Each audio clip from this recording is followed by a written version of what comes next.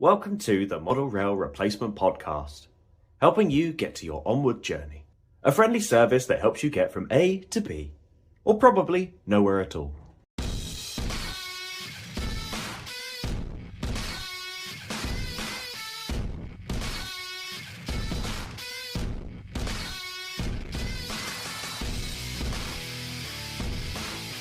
Hello and welcome to the Model Rail Replacement Podcast, or as we like to call it, MERP. It's Season 2, Episode 8, or alternatively, no, I've lost count. I don't know where we are. In fact, I muddled up the numbers the other week because it had been increasing them by 2 digits rather than one. So whatever I've been telling you is in succession. It's a complete and utter lie. I think it's episode 27, but I can't be certain anymore. Anyway, I'm your host, James, rambling on, and with me is co-host and producer, Sam, good morning, everyone. hello, Sam. How are we today? I'm good. I forgot that I had some work stuff to do this morning and then frantically had to I was busy sorting other work stuff out, only to then go, oh, I'm supposed to be somewhere and had to frantically get out of the house. So that was a bit of a rush for me, but otherwise I'm good. Hobby wise, I've just been happy running trains, getting third rail on the layout. I've got arcing and sparking on there. I Oh, had the Beckenham and West Wickham show at the weekend, which was lovely. Got to meet quite a few people, and most of all, Joseph, guest from earlier on in the month, came by and we had a really, really lovely chat. So, Joseph, thank you for popping by, and thank you, Greg from Beckenham and West Wickham, for allowing me to come and weather at your show. lovely stuff. Now, when you say arcing and sparking your layout, is that I take that's intentional? Yeah, so it is intentional. So with us third rail southern folk, um, when your EMU, your electric multiple unit, we get the power from what we call third rail, which is an electrified rail that is next to the track. So those of you who are in Midlands or basically anywhere not south of London, Except you have. Merseyside. Oh, is Merseyside third rail as well? Hmm. Ah, okay, there you go. Thanks, Liverpool. We get third rail from the ground rather than up above.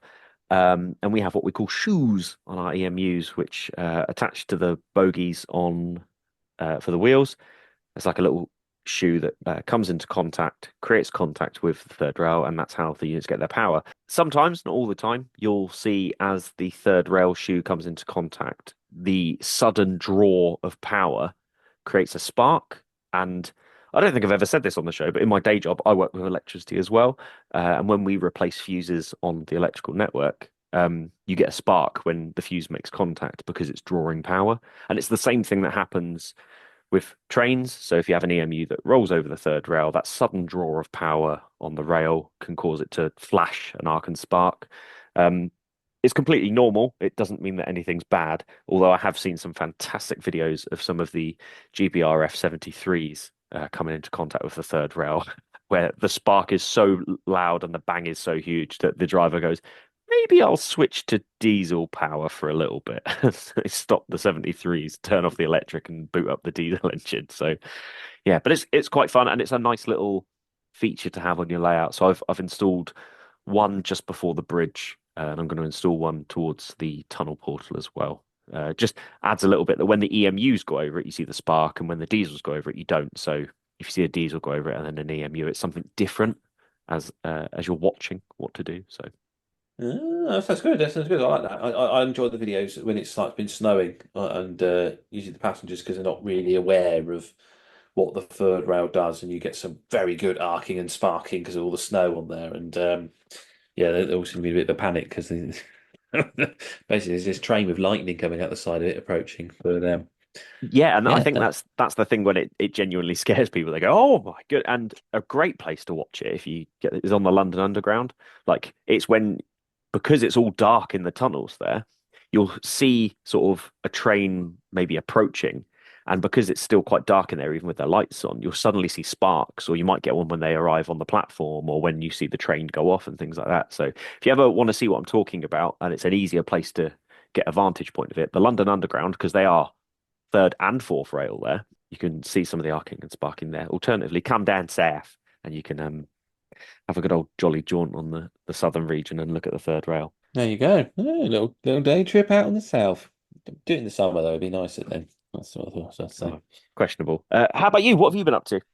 Right. Well, the boys' layout is wired up. I've done it.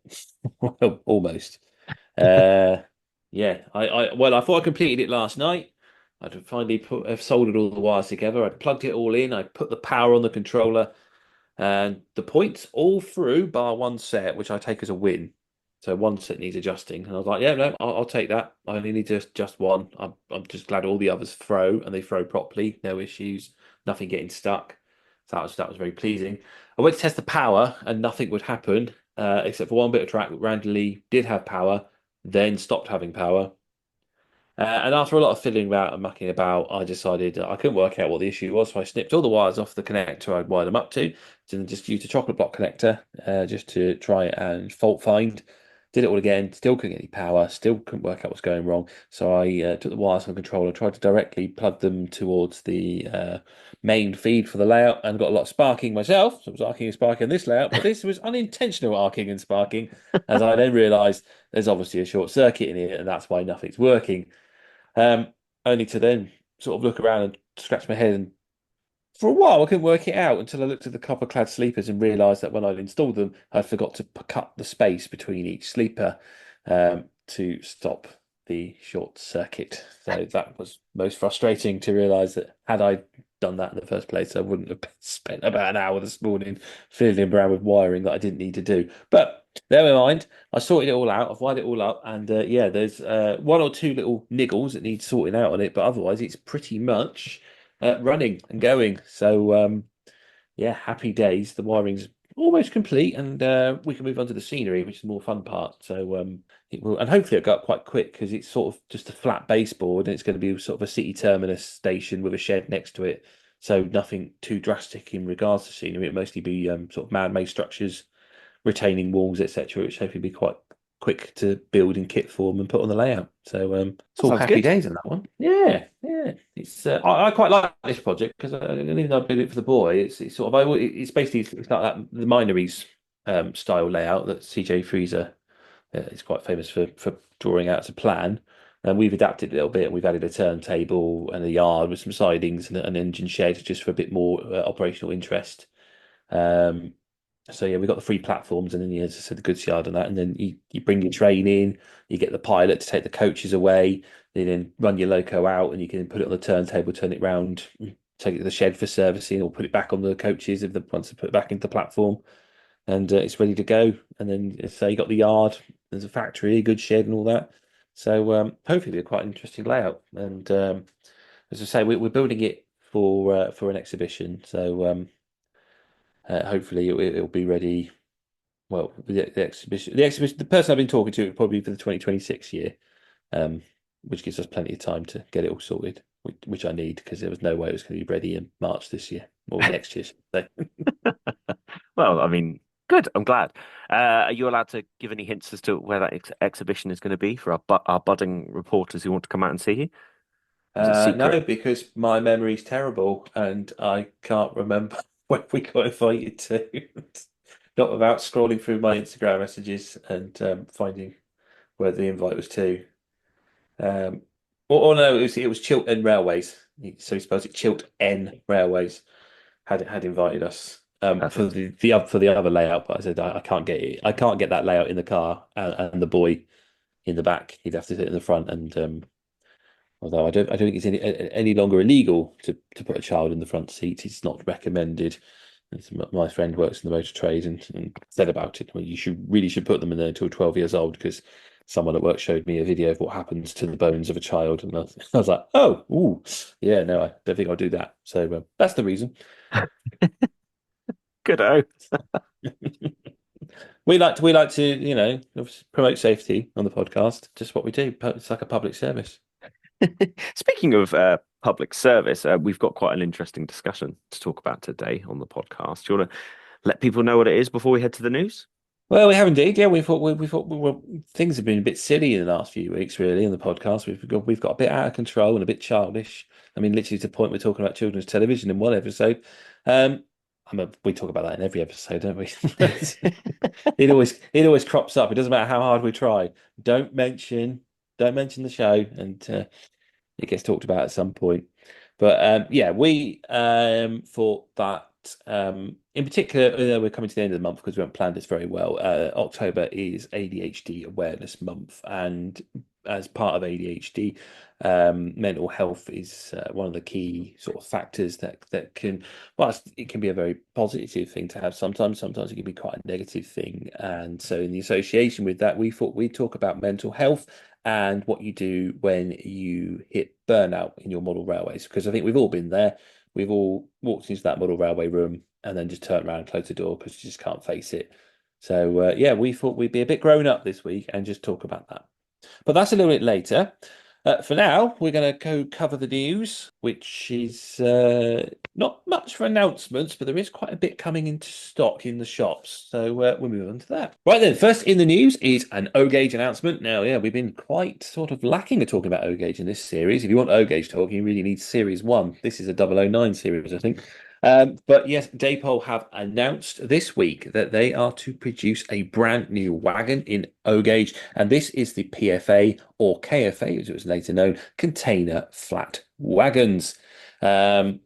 These are very bright in colour for the early ones because they've got I think they're the Gloucester GPS bogies. So they have a blue body and yellow bogies. So they kind of look a bit toy-like. They're definitely going to need a weathering. And then you have the later ones with the black bogies. But yeah, £68 a wagon with the usual retailer discount, which I don't think that's too bad for an O-Gauge wagon, especially if it's quite a long one. You don't get the containers by the looks of things, but yeah, I think it's quite exciting. There's a lot of exciting developments from Daypol in modern image O-Gauge, I've noticed, which is quite. You've got to have a lot of space to model this, really, haven't you?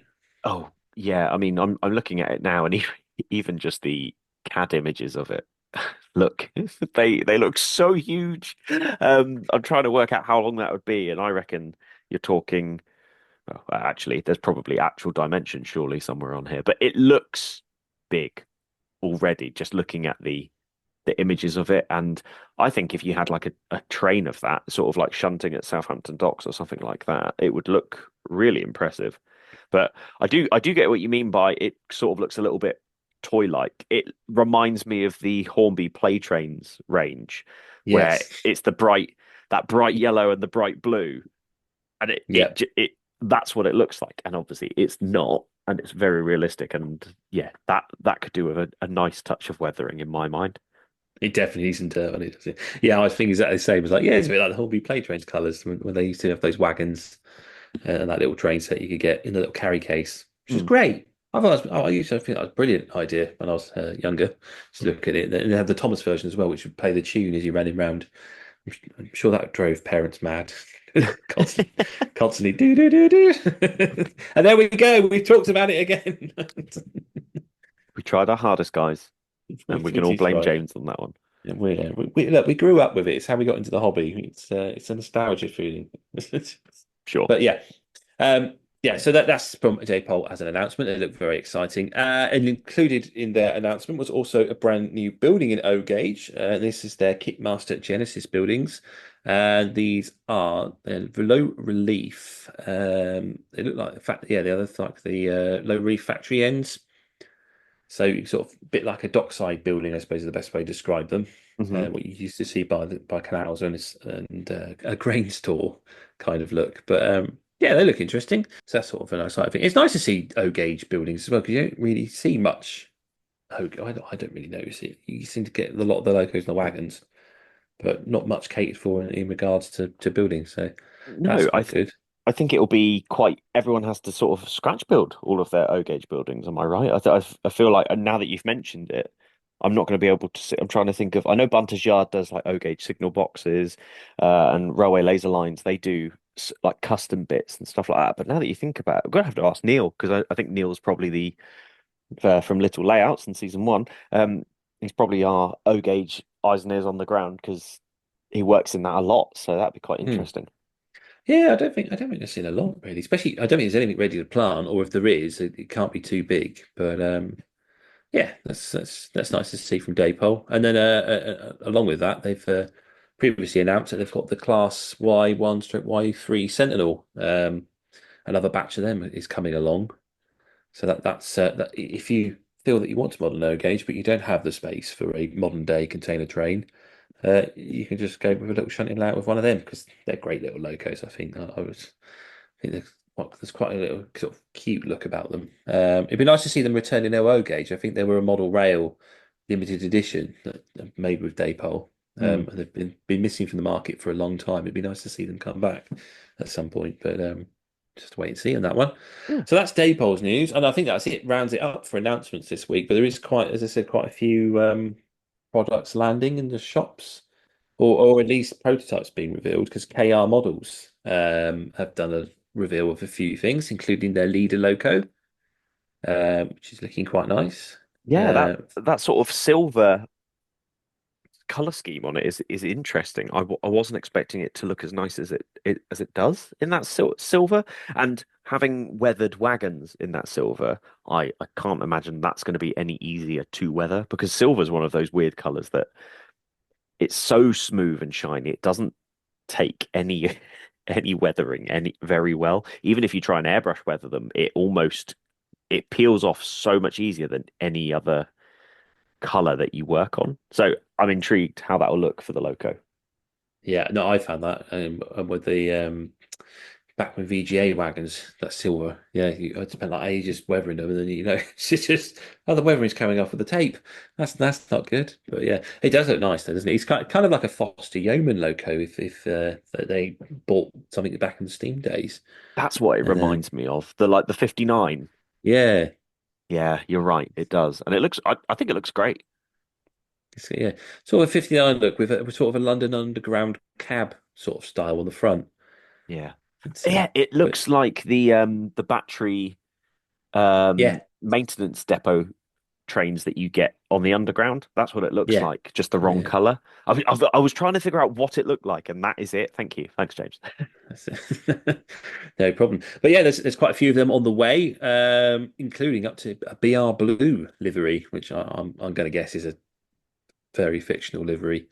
I don't think it made it that far. I'm not massively clued up on the leader loco to say if that's right or wrong, but either way, there's an excuse to have one if you do the BR Blue era. Also, they've released their MyCat B Meat Van, GWR van, decorated samples.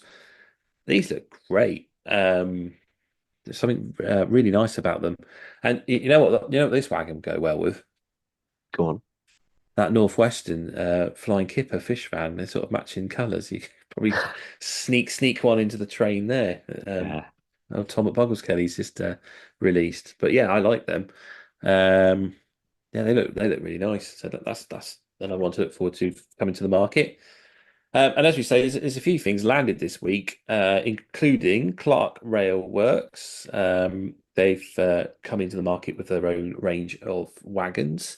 So yeah, you wait God knows how many years for a brand new tooled low Mac wagon, and then two come along at once because obviously we've had Rapido and now Clark's have also got theirs as well. Not Clark's as shoes. I really should just say Clark Rail Works, but yeah, they look nice, and it's nice to see that nicely detailed wagon. So I think it was missing from the range. I mean, Hornby have had the old tooling, and I think possibly that tooling probably dates back to maybe even Wren days, because I think Daypole had it, and I know Daypole bought a load of Wren tooling, but I might be muddling timelines and things up there and making aspersions. But yeah, it was definitely a wagon crying out for an update, and yeah, it looks quite nice. And they've also for the LNER modeler, and this is I think an essential set of coaches really if you're doing the LNER, is their quad arc coaches, which we use mostly on the suburban trains around sort of the Anglia region, sort of that sort of way going to around Cambridge and or runs to Peterborough, etc. But yeah, they look very nice as well. So that's another one that's coming in shortly. I think they're available for pre-order if you have a look around for them. I don't know if we And touched on it, but also the Akira Scale Mark One Suburban and the Class 31s have been coming into stock as well, and I've been seeing quite a few of those on people's layouts. Yes, yes. I think Joseph mentioned his 31 was coming in our chat last week, didn't he? He was Yes. very excited. I think mid interview he got his email to say it was on the way. So yes, that'll be nice to see that logo on people's layouts, especially compare it to the Bachmann one. It'd be good fun to sort of compare two really high standard models and what each company's done with them. It'd be So interesting to match it up against the Hornby one as well, because if you had a Hornby one that didn't have Mazet Carrot, they were still pretty good models. yeah, yeah. That Magic Rock was a bit unfortunate, wasn't it? But yeah, they were. Yeah, I think at the time they were sort of quite highly praised, apart from that slight flaw. Yeah. But I yeah, had a quite a good rail freight one back when I got into the hobby, and I sold it to my brother-in-law in the end. So Richard, if you're listening, I'd love to know how it's doing. But it I think with the 30, what's been weird about this is out of all of the Akira scale releases, whilst the 31 is lovely, I don't know if is it because there's only really the BR Blue one that's available at the moment, but it feels like the 31 hasn't had as much of the song praise and shouting as some of the other Akira scale releases.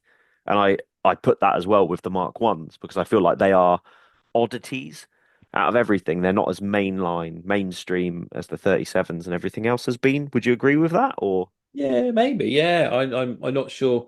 I know the Curacao stuff comes through in waves, so maybe the blue ones have arrived first, but they've got the likes of Dutch.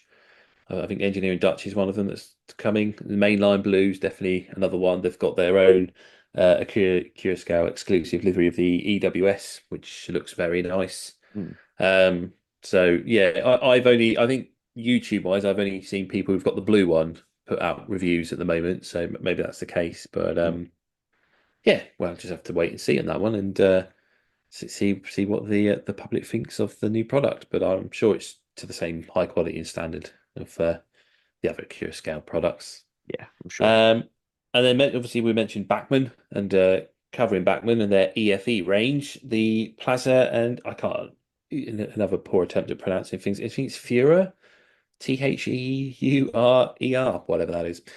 Crane has also recently landed in stock. I think this was originally a Hatton's project, maybe. Okay. Um, I've got a feeling it's might be something that Hattons have originally announced, and obviously with their closure, it's been passed on in this case to Bachmann and their EFE range. But yeah, quite a nice looking crane and something quite interesting to add to your engineering trains in the future. Mm, So yeah, that's it's all. I think that's pretty much it. I think there's a few other Bachmann things that have landed that have been in their previous autumn announcements, such as the brake fans, the booster locos back in stock. If anyone's after that, mm. if you're a 009 modeler, Scarlo and Renius have arrived. Although no longer any need to buy the Scarlo loco and take its face off, as we mentioned last week. The Talaclin loco should be arriving soon, so there's no more need for any more horror on the island of Sodor there. Not so much for Renius. He isn't escaping the cutter's torch just yet. Which you can if you get the narrow planet kit, which I used, is a really good kit. You can make a really nice, realistic model out of that one. So that's the recommendation there on that. And I think that pretty much sums up the news for the week. Oh, the 121 bubble car, that's the other one that's arrived. It's very exciting. Yeah, we mentioned I think last week. It was Yeah, yeah, just briefly discussed the one-to-one bubble car. yeah, Very yeah. nice unit to have. I think it won the passenger round in the BR Fight Club. Did it? Yeah, there was some rule breaking or something like that going on. It was very, very controversial. The newspapers were all over it the next day. It's a front line, front line headline, should I say, page. Uh-huh. It's yeah, But yeah, I do like a bubble car. I think they're really good, and I feel like they are like we talked about it in that episode. They're just such a good all-round unit that you can have on almost any layout. definitely. Um, Obviously, if you're more of a steam era modeler, the more suited to your Western layout. But as I said, as we mentioned, they did venture further afield as the years went on, and yeah, they are great. I think a single car units are usually quite a useful thing to have, especially if you've got like a little branch line of a shuttle system or something like that. They can look quite nice when they go backwards and forwards. Yeah, I So used to have one on the shuttle system on the old layout. I think it was a Hornby bubble car. It was a spares or repair that I bought and managed to fix up, and I was quite pleased with it. And that they're just lovely having that sort of single unit going off and back again on a shuttle system. So, and you can pick a shuttle system up for about 25, £30, I think. Like, and as long as you're able to solder to tracks and put cuts in tracks, you'll be well away. So maybe that's something you need to think about for your layout if you want something that can constantly move backwards and forwards, and then you can operate the other things in your layout, I guess. Yeah, that's quite a good thing. Yeah, my dad used to have one on his old layout. With you'd be left running the main lines, and he'd have the branch line shuttling backwards and forwards. But if I remember, the timing system probably needed adjusting because the train pretty much, depending on the loco, because you had something that didn't have a brilliant motor in it.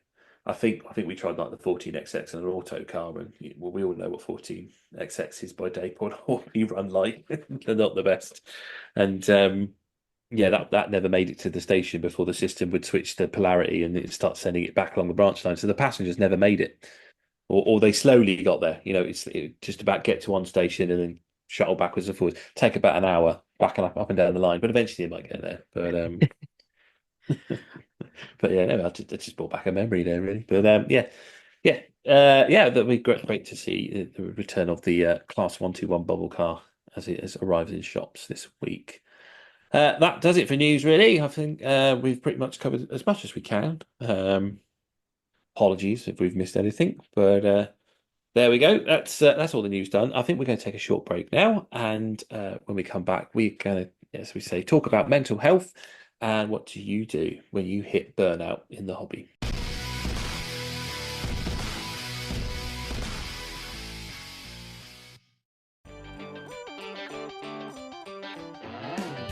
Look at that! You see that there? The super shiny diesel loco that's coming this way. Yeah, I see it. Isn't it beautiful? So fresh, so clean, like it's straight out of the box. I mean, yeah, it's nice, but I prefer it to have a used look to it. In an ideal world, that would be nice, but I'm sure the owner doesn't have the confidence, skill or time to undertake such a job. Then why don't they just send it to Emperor's Path? Emperor's Path? Yeah. SBJ has years of experience in model railways and wargaming, the ability to meet your weathering needs, and works with you during the whole process to ensure the project is how you want it, not like it's come through a factory. Come on, that must cost a fortune. Not really. He offers different levels of weathering at really affordable prices. I've got my whole fleet weathered by him. My loco's got the full treatment, whilst my rolling stock just a dusting with the airbrush, and it looks really authentic. I might just get a quote. How do I contact him? You get him on Instagram at emperors_path, by Facebook, Emperor's Path, or emperorspathcontact@gmail.com. Emperor's Path Weathering. If it's not filthy, let's change that.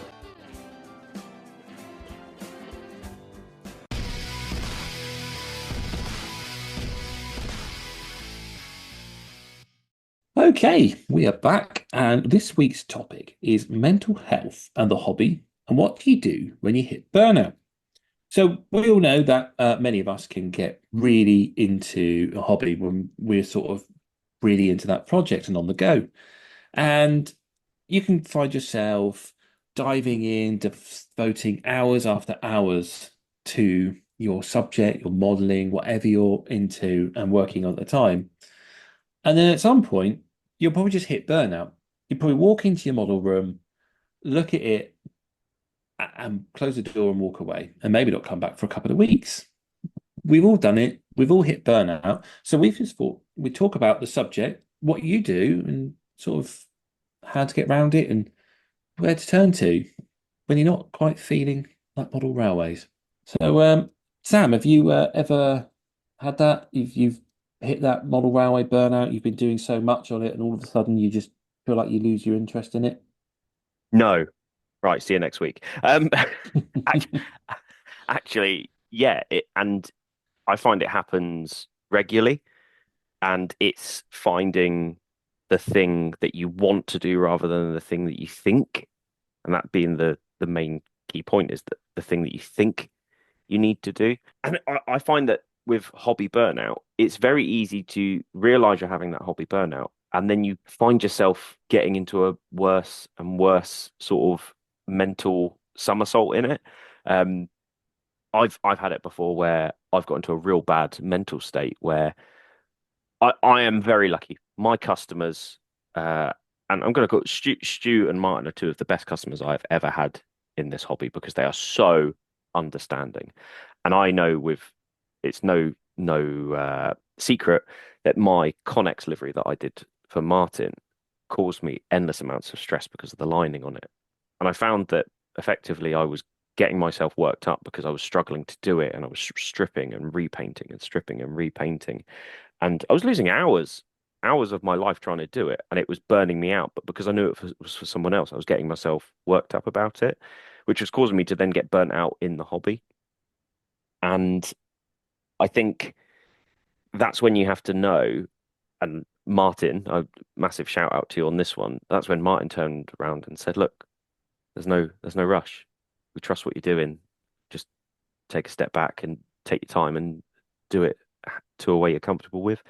And not everyone has that available, but you know what? That was for me a massive, massive boon because I was able to sort of take a step back and go, right, okay, thank you. I'm going to move on to something else and try and work on that until I can get onto this. And you don't always get that with customers, but I can say Martin especially was absolutely fantastic with it. That's really good, isn't it, when someone's understanding like that? And I think that can be some of the problem of it sometimes, isn't it? Is that deadline that you feel you have to get to or meet, whether that's being getting your layout ready for an exhibition or an own personal goal of, I want to have trains running by a certain month. So you just keep pushing yourself to get it done.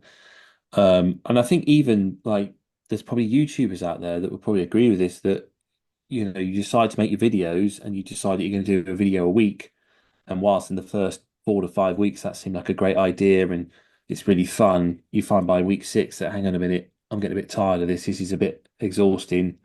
I'm putting this video together, but I'm editing it. I'm then having to upload it, reply to the comments, and I just want to chill. I just don't want to do this for a week, but you then feel like you have to keep doing it. So it can be a sort of a bit of a strain that's not necessary because it's supposed to be a hobby. It's supposed to be fun and enjoyable. And I don't know if that's ever a factor for people. And I'm sure it is, but it's something I think sometimes other people forget as well, isn't it? When you see comments on YouTube where someone's like, "Oh, when's the next video coming out? When's the next video coming out?" And people tend to forget that it's not a commercial. For most people, this isn't a commercial business. This is just them filming their hobby and sharing it with you. But there seems to be this sort of expectation of regular updates, and sometimes that's just not feasible. I think the world in general is really quick to forget that this is meant to be a hobby. And there's a very different, and it goes back to sort of the neurodivergent thing we talked about and how you phrase something could be the it could be a massive effect on who you're talking to. So saying to somebody, "Where are you? Where have you been? We want a video," or "Hey, haven't seen you post in a while. Hope you're okay. Let us know if you need anything," or something as simple as that. How you phrase that simple question can then massively, because I don't think it's ever really been a secret. I suffer with really bad mental health. Over the last 10 years, I've had some real up and downs for all various kinds of reasons. And hobby is sometimes the thing that you need to save you in those moments.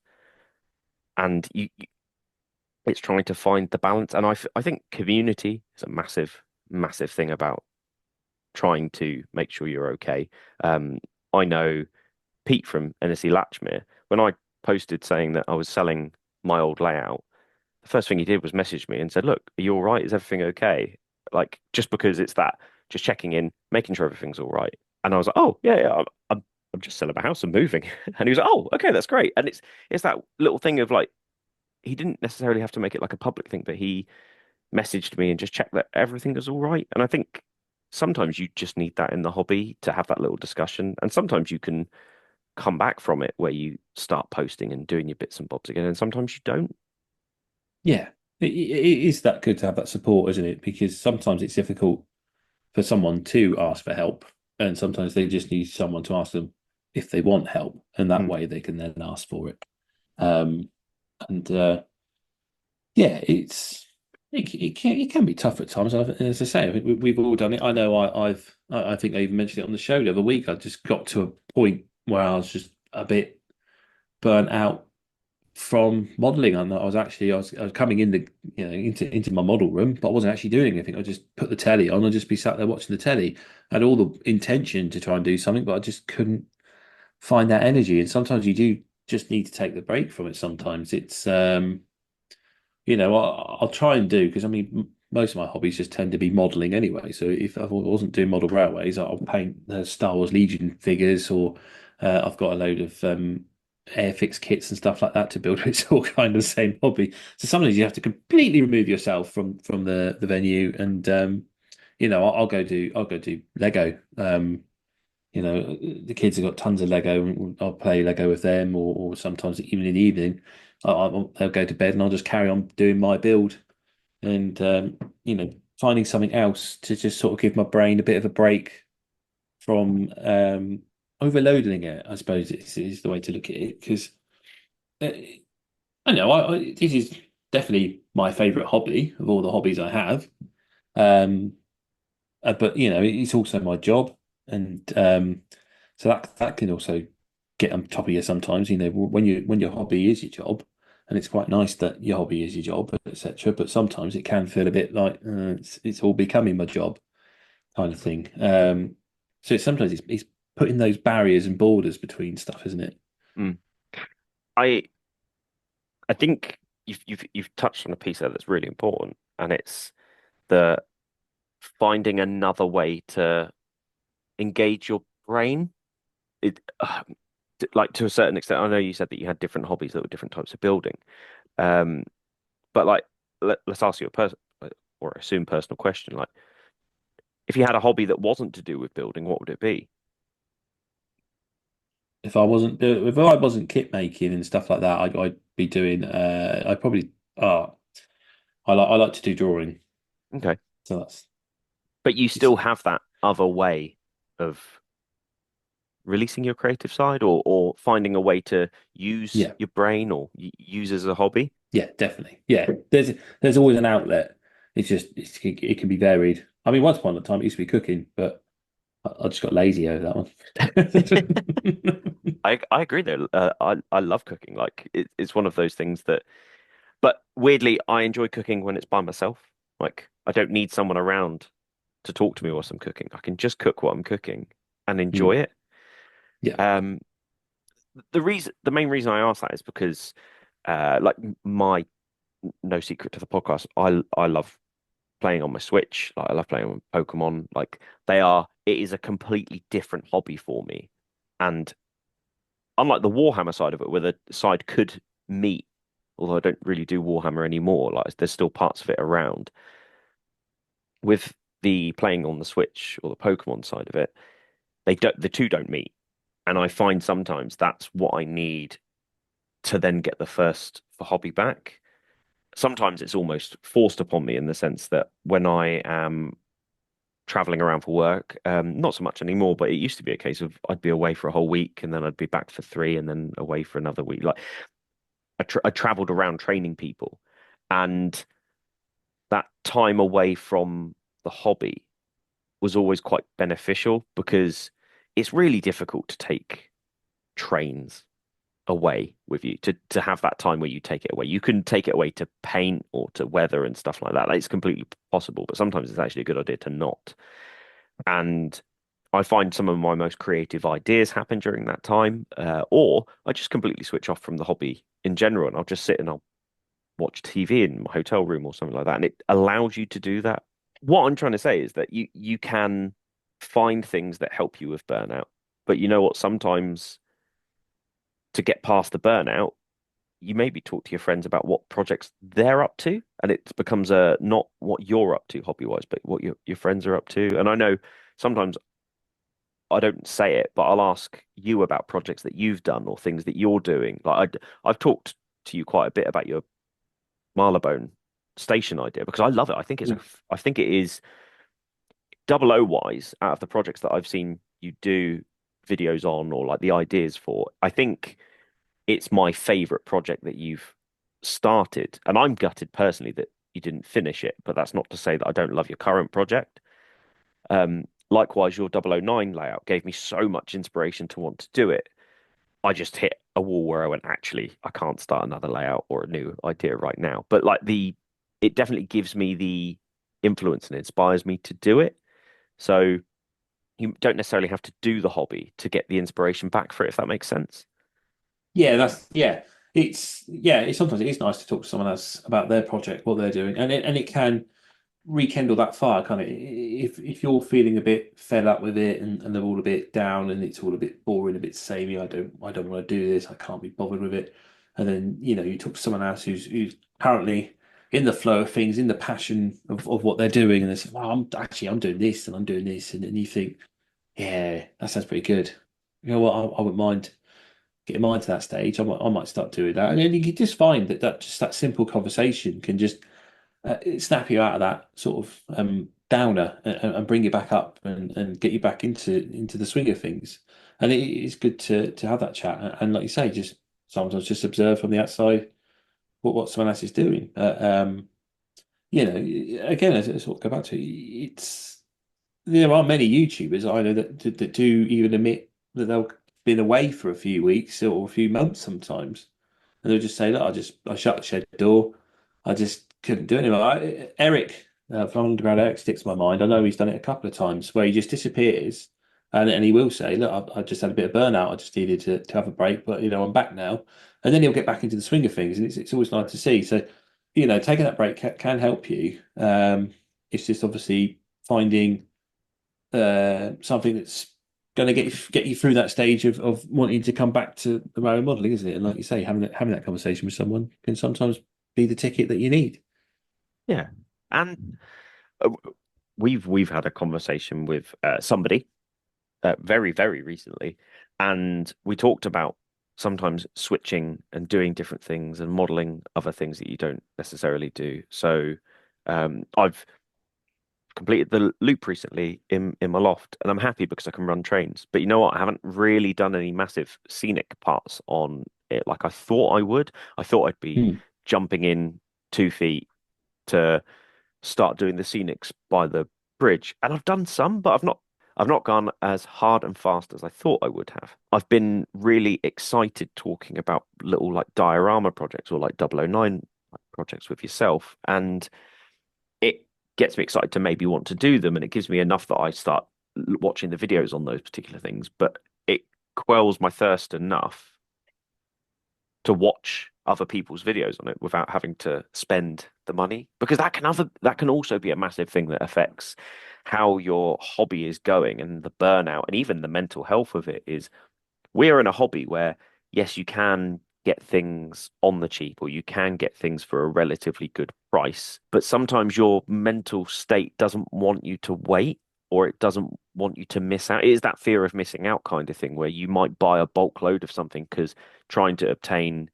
Uh, I've said for the last couple of years that Mark II coaches in any guise are so difficult to obtain at the moment in a ready to run form that is good.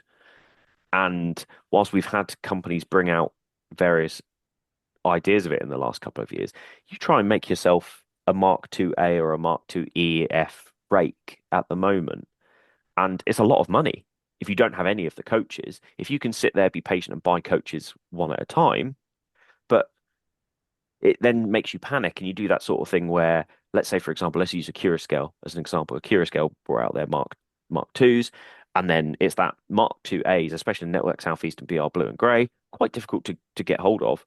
So you then go, well, I'm going to have to buy all of this. So you go and buy that massive rake, and then you start panicking about the money that you've spent, or some people do. You panic about, oh, well, actually, that's quite a lot of money for these coaches, and it's that sort of being careful about spending money to make you happy. And I am very, very guilty of this, where buying a loco or buying a wagon or a coach or something like that gives you that sort of small piece of gratification. And then a day or two later you want to buy more, but actually that's not going to fill that void that you've got. And I'm saying this as someone who I know that on my computer screen at the moment there is a rake of wagons that I've been looking at, and I keep looking at the page going, oh, that would be nice just to sort of bulk this, but that won't help. And I know that, and I've over the years I've had to sort of really stem that hobby want to purchase bits because you know that you'll have a whole rake of something on your layout, or it'll fill out a rake of something on your layout really, really quickly. And I think it is a very fine line in this hobby to do that. Does that make sense? Yeah, no, that makes a lot of sense in a lot of ways, and it's interesting that you say that because you're looking for that dopamine hit of making the purchase, and that's what makes you feel good. And it's curious that you bring that up because this month is ADHD Awareness Month. Now, I think we've touched on this in previous episodes when we talked about neurodiversity, and I think we can all agree that there are many of us in this hobby that would tick the neurodiverse box. I know myself, I am waiting for an ADHD assessment. Obviously, they take forever to get these days because everyone on Instagram and TikTok's decided they've also got it. But there are genuine cases out there. And it's the more I've learnt about it, and the reason, I'm not saying that I watch TikTok and I decided I got it too. It's because my daughter is officially diagnosed with it, and that I learnt reading up on it so I could understand her better. Is that well, actually I was understanding me better because what is her ADHD traits is my traits, and I mean, that's basically what I spoke to the doctors. Look, she's been diagnosed. I look at her and I realize that's just me. That's what I was like as a child. And so you do find that, if you're in this category, and this is probably why there is a lot of burnout in the hobby, because as I say, I think quite a few of us could probably fall under this layer of neurodiverse, is that you do hit the burnout because you don't get the dopamine hit. And like you say, in your case, you're looking to buy all these coaches because that's going to make you feel good because yes, I've got them. And it can be the case in particular ADHD is you will get your dopamine hit not from buying those coaches but thinking about buying those coaches. So you're imagining what they're going to look like on your layout, and you look at them and you go, yeah, that looked really good, that looked really good, yeah, I love that. And it can be so easy to fall in that trap, and then you'll buy those coaches but they won't give you that dopamine hit because you've already had it because you thought about buying them. And that can be with so much of the hobby. I think that's pretty much why I jump from one subject to the other, because I will open up a book, I will look at a picture, and I'll go, that would be amazing to model. And the next thing, I've sold all my models and I've gone and bought everything. I was modeling 1980s, I've sold it all, and now I've gone and bought 1930s Great Western steam engines as an example, because I saw a photo and I decided that would make a great model. I start building the layout, thinking, yeah, this is going to look really good. It's really, really good. I've done the usual. I've gone too big. And so it gets to a point where the layout hasn't really got anywhere. The trains aren't running. And I'm already looking through books at something else and deciding that's what I want to build because this is boring and I can't be bothered with this anymore. And you can easily fall into that trap. And so I think part of it is understanding yourself. And, if you are in that neurodivergent category, that's sometimes how you fall into these traps.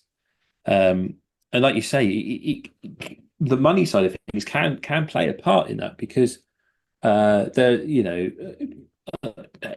it's not to generalize would be wrong, but under the ADHD umbrella, worrying about money can be, for some, they will just go and spend money like it's water, and they're just very impulsive purchases all the time. They decide to start a new hobby, they'll just spend a load of money into it, and then 2 weeks later decide they don't like that hobby anymore.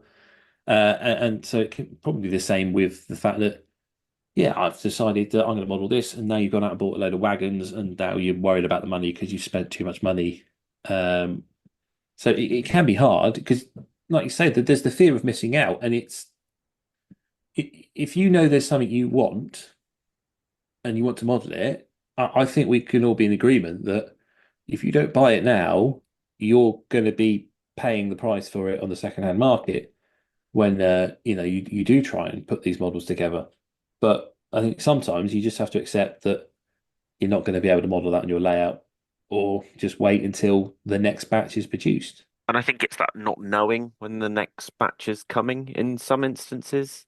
I feel like the coach one is a really big one for me. I'm obviously a very big passenger coach person, which is weird because in my youth I really loved like freight. That was the thing I really enjoyed. But knowing that I don't know when the next rake of Akira Scale Mark IIs are going to be, and especially I don't know when the next. Although we've been told by people at Akira Scale, I know that they're going to be doing another run of Caledonian Mark Fives. But you know what? In my head, I'm like, but when? But when's that going to happen? Will it come when I've got money? And then I think to myself, hold on, I've been shouting about how great the Akira Scales pre-order thing is, where you can pay in installments, not in like a credit kind of thing, but you can effectively you just pay each month towards it and you effectively top it up. And they say as long as it's paid off before it comes out, you're golden. And that's one of the Akira Scale's best things. So why do I panic about it? And it is that instant gratification of I want it now, I want it yesterday kind of thing. And I think with Akira Scale particularly, I use it as an example because their stuff is just fantastic. All the stuff I've seen is great. All the stuff I've worked with has been fantastic. And it's trying to work out what you do, what the difference is between a want and a need. And I think it also applies to you've obviously said about with your layout, you've sort of stalled a little bit, and I wasn't going to touch on it, but because you've talked about it, I hope you're okay talking about this. But do you think if you simplified your actual layout, do you think you would possibly go back to it, or is it a case of because you also said about you've wanted to do the modular idea and things like that? Do you think if you made it so your fiddle yard and then you had the bits going round it that could change or the bits that weren't necessarily stuck to a location, would that make you want to go back to it? Or do you think you've hit a point where you're like double O's not where your heart is right now? What would you say? So I am definitely in a we sort of touched on that hyperfixation. I did the Talaclin over the summer. I have fell in love with narrow gauge again, and now I just got that hyperfixation of doing another narrow gauge layout. So I've been out. I've bought locos. I've bought rolling stock. I've bought buildings.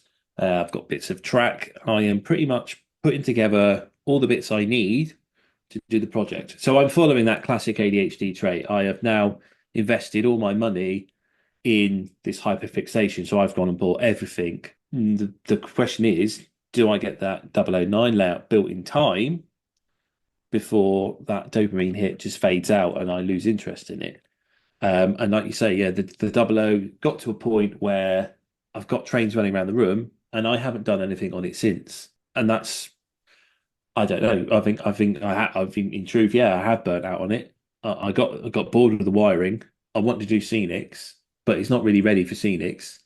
It's too big in the sense that I can't start scenics in one spot without really finishing off laying the track to a certain air to a certain degree or wiring it up properly.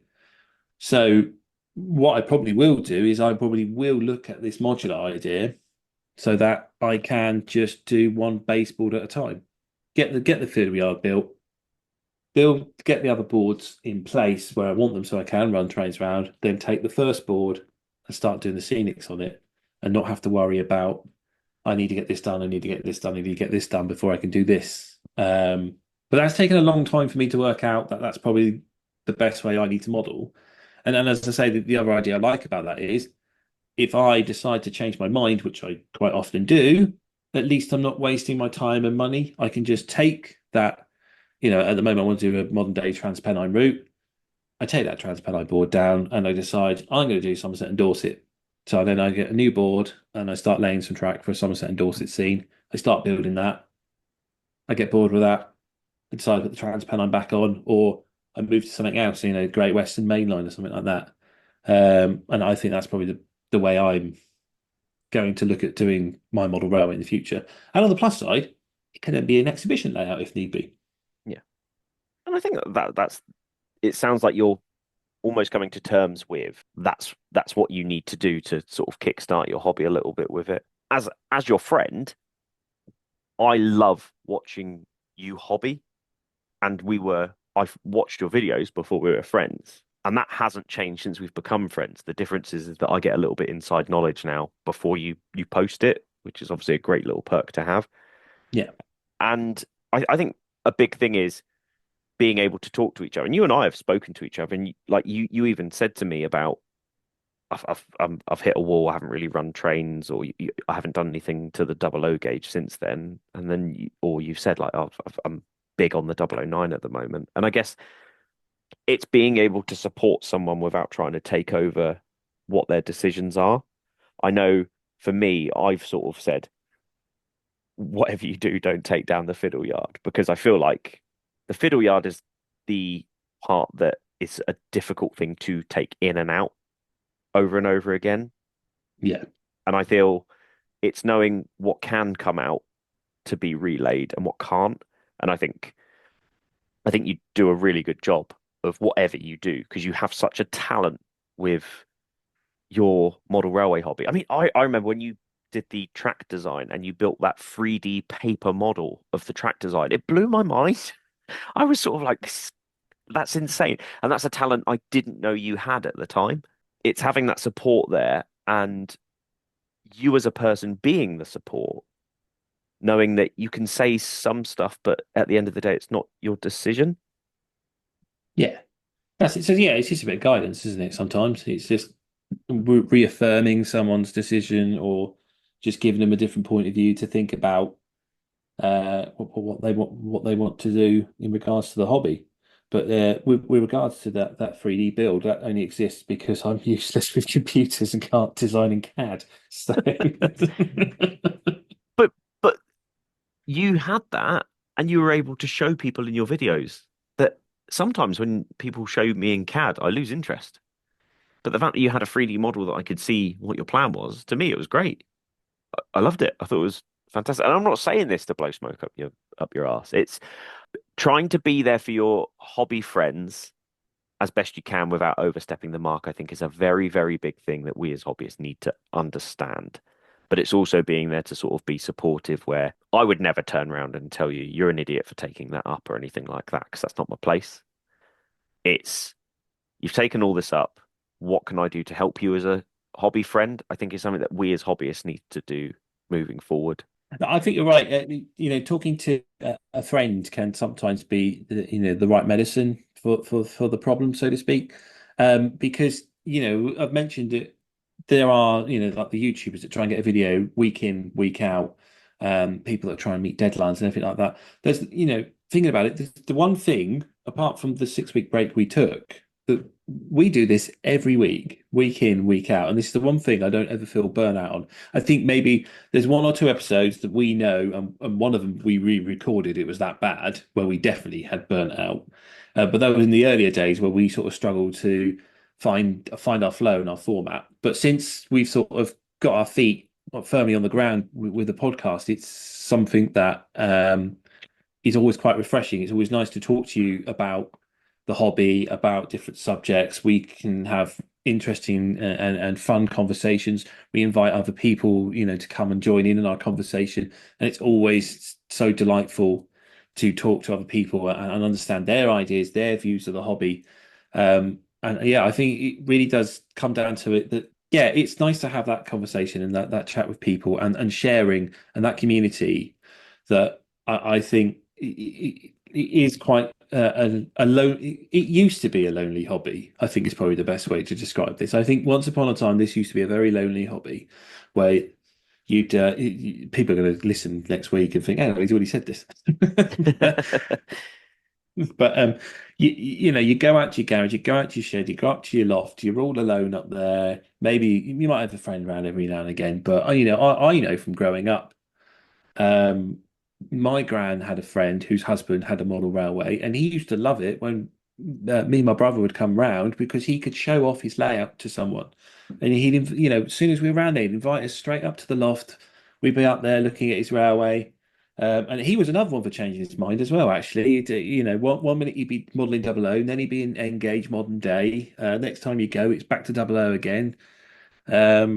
So to say once upon a time it used to be a lonely hobby, but nowadays it's so more social and it's growing that way. And I think that is probably one of the better benefits of this hobby nowadays, is that we can share our ideas, we can talk to each other. And like you say, you announced that your layout was going up for sale, and immediately, a friend come along to check that you were okay, because they've probably been in that same boat at some point as well.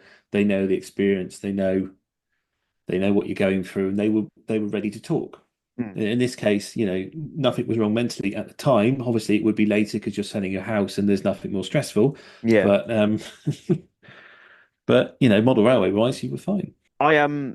I'm going to open up a little bit now, and I'm going to preface this with everything is okay now, and if you don't want to hear people talking about mental health, I apologize in advance, and I urge that you skip ahead. So last year, I was in possibly one of the darkest places I've been in a very, very long time. The long and short of it is the medication that I was on that was meant to be helping me was actually causing 400% more of a problem than it was helping. But at the time, I didn't know that. Um, the end game was that I came off that medication, but it was causing me, instead of to feel happier, it was causing me to feel incredibly sad and lonely. And to the point where I was just in such a dark place that it felt like nothing really mattered, which as a parent was a horrible thought to have. And because of that instant reaction, that's when I knew something was wrong. Only by asking for help with friends, with family, I had to sit down and have a very serious conversation with people I love to say, I am not okay. And I think that's where you need to find someone to talk to when you're having bad times and understand that not everyone's trained to deal with these conversations, but you know what? All it takes is for you to open those gates and start that initial conversation to understand that you might need help. So I urge anyone who is listening to this, who has had a time where they are struggling, or even if they are struggling right now, just the simple thing of just messaging someone and say, look, I just need to have a chat. And it sort of open those floodgates a bit, suddenly allows you to feel less vulnerable and maybe approach someone else, someone who is qualified, who can help you. And we're going to give numbers and stuff at the end of this, but I just want you to know, this is to everyone who's listening, joking aside, this hobby has some of the best people I've ever met in my life in. And I'm saying this about James, Lyndon, Danny, Pete. There are so many of you out there who have helped me without you even realizing in these really, really dark times. So speak to people is the best bit of advice I can give, and find something that makes you happy rather than something that is getting you worked up. So if you aren't getting enjoyment from your hobby, you don't necessarily have to throw everything out the window, step away from it, find something that you can comfortably do as a place saver, whether that's going back to an old PlayStation 4 or picking up a Game Boy from 1990, just to give you some sort of little thing that you can do, reset your mind. And as I say, likewise, go and approach someone. And for me, that thing was looking at other people's hobbies and what they were doing, watching old videos of what people had worked on and different bits and bobs, and say, I'm happy doing this instead of stressing about this.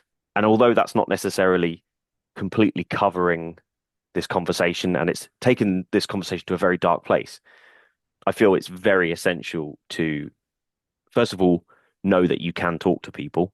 Second of all, find out who those people are for you, because this hobby is the best hobby I have ever had for being able to open up to friends. And something as simple as just watching trains go round whilst having a really deep conversation with someone massively, massively helps. Yeah, definitely. Yeah, it's always, as old Bob Hoskins used to say, it's good to talk. And we're not necessarily saying, if you've held up the hobby, you might just be fed up with the hobby for a couple of weeks, and that might be it. But there may be something that's getting you down a bit more, that can be stressful to yourself, and like Sam says, he's taking that enjoyment away from the hobby. And yeah, it's good to talk to someone And there's always someone who's willing to listen to you. Always. You definitely went. You definitely went a lot deeper than I was expecting to go this Sorry, week. it might not be in the final episode. Who knows? But I will say though, as something that will allow me to edit into a nice place if needed. One thing that has helped me, even and I've this year has been a really, really good year. I've had a podcast that has not only been received well, I get to sit and chat with a friend every week, talk about different things. And like James said, we get to do all these amazing things, but also we have had people say all these wonderful, wonderful things to us. But I've had some of the best conversations I've had have been whilst standing next to, with, or playing with model railways. And I think I'm going to use Lyndon as an example. So Lyndon from Fairford Depot, some of my best conversations this year have been talking with him about his new layout. And not because it's been useful to him, but talking about a layout that I don't run. I'm very much a roundy kind of person. And Fairford East, which will be the inevitable layout, is going to be a terminus station. And we've just thrown all these ideas at each other. And he's gone, well, what about this? What about this? And like, you can put your opinion in and someone doesn't have to listen to, but sometimes actually saying the opinion out loud might make them go, oh yeah, or it might make you go, oh wait, well I could do that actually if I wanted to do X, Y, and Z. And like I said earlier, talking about the Marylebone idea with James is what's going to effectively. I'm using bits from James's initial video on that from years ago to create the station idea on my layout. it's a good idea. I don't blame you. I think it was seeing all of the concrete sleepers laid out in all the platforms and stuff like that. I hadn't seen it in a while, and I watched that video, and I just liked seeing all the point work that you designed in it and all of the leading into platforms and bits and bobs. So Yeah, I probably should have stuck with that layout to be honest. But again, I think I hit a bit of burnout with it. yeah, but like, and that happens, and you know what? Maybe in 5, 10 years, you might go back to a similar idea, or you might make something that can fit on your new layout in a similar way. Like who knows? You might turn around and go, actually, I do want to have that, but I need rather than having 4 terminating platforms or 5 terminating platforms, you do 3 terminating platforms and 2 through lines. So you can have that roundy feel of being able to just run trains. And it's that some people like to go up and operate trains. And I'm going to say the term operate because it's a very big thing if you can't just leave things to go. Some people like to leave it to a computer, but they like to see it doing all of the various things. I'm not at that stage, and I like to just see and hear the trains going round and round. And I like to be able to go and do something and come back to it and go and do something and come back to it. That's my favorite part of my hobby right now. And it's finding what fits for you, doesn't make you feel burnt out, and at the same time also makes you enjoy the hobby. The second you're not enjoying it, you maybe need to just take a step back and go, let's have a look at something else for now. That's it. It's a hobby at the end of the day. It's not Mm. your job. You don't have to do it. So if you are doing it, you're doing it because you want to. So yeah, it's I think it's important to keep that in mind. But yeah, the layout. Maybe I will come back to it. What I am doing at the moment is I'm actually making a book or compiling a little book. I don't know if it ever of every track plan I've ever come up with or tried to build. Um, so yeah, I'm sort of writing a book at the moment about that. That's awesome. I That's don't great. I don't know if it ever come to publication, but I can at least show you on a video on YouTube. I designed this one and then I got bored of it. Then I designed this one and I got bored of it. Then I designed this one and I decided I wanted to model LMS, so I didn't build that one. Forward by Sam. That's it. Marylebone is the best one I've seen. Don't listen to anything else. Yeah, that's all we really wanted to talk about today, wasn't it? Just it's we do like to have the occasional serious podcast chat. We think it's better for we might get some more likely to get an award. So, but got to be the National Podcast Awards out there or something, right? I think there is. I'm pretty sure there is. Yeah, we're I think there's bound to get a nomination for our serious topic chats. serious train topics. That's it. I think, and I think podcasts are something that can go a little bit like it feels like having that ability to do the funny, do the talky, do the serious, do the comedic, like do all of those things. You can do that in a podcast if you so wish, and it's you almost have that ability that we're hiding behind microphones rather than putting our faces out there, because I think it becomes it becomes immediately way more vulnerable, or you show much more vulnerability when doing it in front of a camera. And I think whilst actually the editing on this has been probably quite easy because it's been a conversation that James and I have been able to have. I feel like the second that you do this in front of a camera, if anybody sees any particular point where you make a cut in it, they start attacking it for various reasons. And I feel like on such a serious subject like this, you might not be able to do that. It's seamless. There's no editing whatsoever. Our conversation's always perfect. That's a good point. Actually, I do little work. I basically just put all the files in and just click publish. That's it. I say that James does all the research. I do nothing really in the grand scheme of things. Except the Fight Club episodes. They're your most busiest. A lot of controversies. A lot of controversies to remove. The ones that physically cannot make it out to the radio waves. That's it. So whilst we're here, I'm just gonna, if you're happy, I feel like we've come to a conclusion on it. I just want to sort of finish by highlighting what we've said, in the sense that sometimes you have to take a step back and be aware that you might not get into instant gratification from something there and then, and you may need to just take a step back. Second, if you're not enjoying the hobby, or you're finding that it's not feeling like a hobby and it's not fun, take a step back. I think take a step back is probably going to be the most reoccurring thing that I say in this sort of next piece. If you're struggling, approach friends, and that can be something as simple as, I don't know what to do on this section. My points keep failing. Locos keep stopping on this bit, despite the fact I've got dropper wires. Or it could be something as, I'm having a really hard time at work. I'm having a really hard time at home life. I'm having a really hard time with money. I just need to sit and have a chat with you and understand that whilst there's not none of us are significant professionals here, there will always be someone who will listen to you. And talking, I've said this about counselling in the past.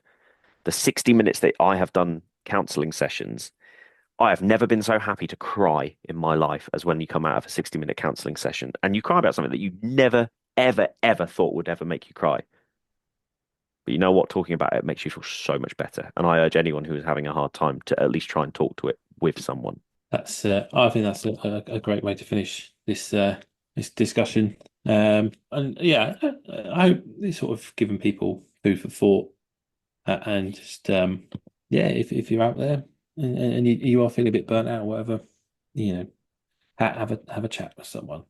But yeah, as we say, we just wanted to cover this because we felt it was quite important. And obviously, as mentioned, October is ADHD awareness. Now, for those that are not aware of ADHD, it's not just the naughty child that used to run around at school. It is a whole range of different things that can affect someone in their life, and it can have effect on mood and depression, etc. So if you want to learn more about that one, just have a Google of ADHD awareness, and there is a website which is ADHDawarenessmonth.org. And, you can have a read about that and get a better understanding of ADHD. Maybe you suspect that you may have it yourself. So, go have a look.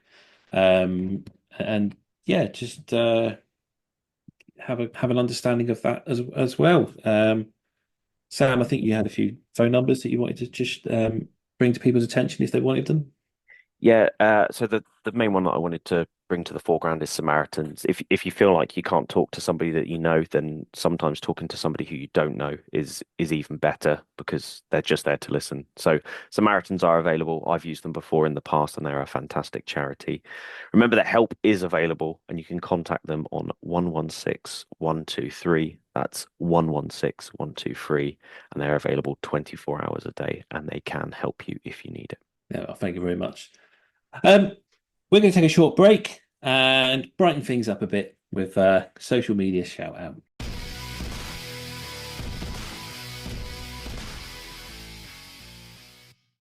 Hello there, dear listener. We thought we'd just take a moment to talk to you about our Patreon. For the last few weeks, Sam has been putting out an advert impersonating David Attenborough, trying to entice you to give us your money. and you were right not to do it. But now we ask you from the bottom of our hearts to follow us on Patreon. If you do want to support us in what we do, and you believe that what we do is good enough that you want to part of your money, you can find us on Patreon, and you can start donating for as little as $1 a month. It's in dollars, it's in freedom credits, however you want to say it, but eventually it will just take the pounds from your bank account. And if you do want to support James and myself, head on over to Patreon. There's varying levels and tiers that you can do, and there's even a tier where I'll weather stuff for you, and James gets the benefit of it. So why not support us on Patreon today? Indeed. And that way we can get new microphones so you can stop complaining that you can't hear us.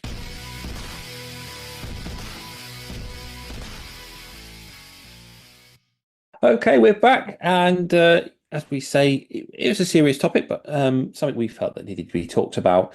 And, if you do feel that you need to talk to someone, then use the number as Sam provided, or, just talk to a friend, family member, and just open up. Right then, Sam, it's good for model railway season, so I thought we'd just quickly run through what's on this weekend. So let's have a look. For November, Saturday the 2nd at St Paul's Church in Blackheath, there's a model railway exhibition there, and the Heart of England Narrow Gauge Modellers is having their industrial narrow gauge model railway show at the Dunchurch Village Hall in Dunchurch, Warwickshire.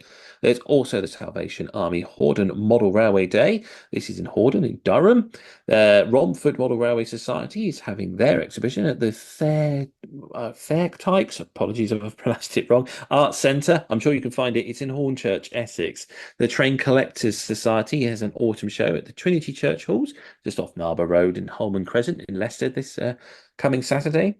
The Newbury Model Railway Club is having, they've updated it as well, so you were planning on this one. It's St Bartholomew's School in Buckingham Road, Newbury.